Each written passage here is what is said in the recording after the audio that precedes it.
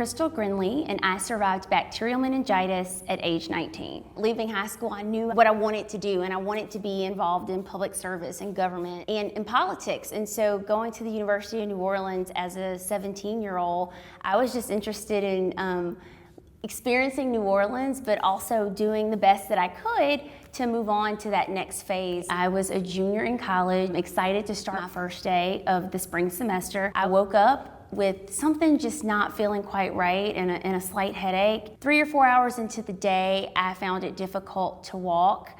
I couldn't move my limbs, I couldn't see, and things just went downhill really quickly. Luckily, my parents were still in town. They had just dropped me off. And I called my parents and I said, I don't know what's wrong. This isn't a cold, this isn't the flu, something is seriously wrong. By 11 a.m., my father had to come pick me up off a bench in front of the dormitory and carry me to the car, where I promptly went to the ER. I was diagnosed later with bacterial meningitis, and I asked the doctor, what does this mean? Am I gonna be okay? Am I gonna die? And the doctor just looked at my parents and I and said, we're gonna do the best that we can. We're gonna do whatever we can. But they couldn't even give me an answer about what my future may be. That's when the fear set in and the reality set in that I had been exposed to a very serious disease and I might not come out of it. I was hospitalized for roughly 4 weeks, and I underwent several tests, including 2 lumbar punctures, MRIs, CAT scans, and ultrasounds, and a variety of other tests.